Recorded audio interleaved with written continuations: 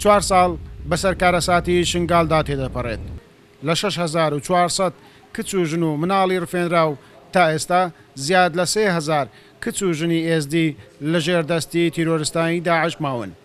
ئەو کچ و ژنە ڕفێنراوانەی لە ماوەی ڕابردوو بە ڕێگە جیاجیاکان ڕزگاریان بووە لە ژێردەستی تیرۆریستانی داعش تا ئێستا لە کەمپەکان ژیان بەسەر دەبن بەهۆی ئەو نەخۆشیانەی بەسەریشیاندا هاتووە لەو کاتانەی لە ژێردەستی تیرۆریستانی داعش بوون زۆربەیان تووشی نەخۆشی دەرونی بوونە.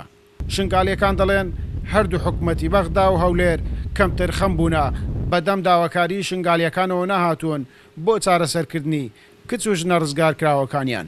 ئەو کچ و ژن و دەستی داعش ڕزگار بووین هەریکاریەکە جدی بێتەکردن ئەجبەرک و درونێوان گەلک تێکچوویە و گەلک خراپە ئەو نەخۆشی و کارەتاتە تەلێوان هاتی و ئەو تاتێ تەلێوان هاتین شوێ عقلیەتێ بینتە دەرێ و بدەڕنەوە وەکو مرۆڤێکی ئاسایی. کچ و ژنە ڕزگاربووەکانی ژێردەستی داعش بەهۆی ئەو کارەساتانەی بەسەریان داهاتووە بە تایبەت ئەو کاتانەی لە ژێردەستی داعش بوون بە بەردەوام ئەوان هەوڵی خۆ کوشتن دەدەن.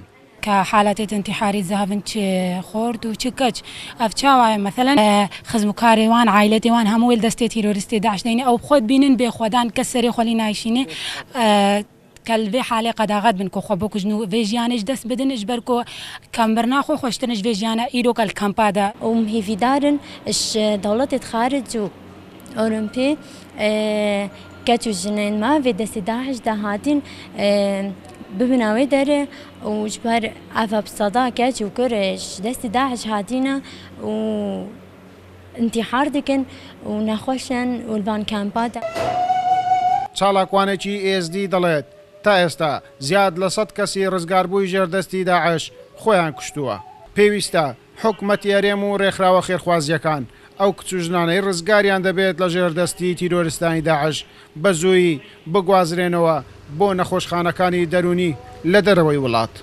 حکوومەت دوێدە گەلێکی تێرخەمە نسبەکە کێم چۆینە ئەبڕێ منەظەماتاشێک ئەو نەبڕێ حکوومەتی ڕێ منەظەماتێت مافی مرۆڤە برینە دەروی وڵاتە ئەڵمانیا کەنەدا چارەسەریەوان هاتیینەکردە بەس بەڵام دەهان ماینە ئەتکەمپادا و حالاتێت انتحارێ و حالاتێت کوشتنی شەکزا بووینە ئەشبەر وەضعێوان گەلێک درونی نەی خۆشە دەمێ ئەتێتە بیراوان وەکی هێرشن داعش سەروان دەچۆین و دەست درێژی سەروان کردن و خوشک و برایانەوەن بەرچاویان کوشتین.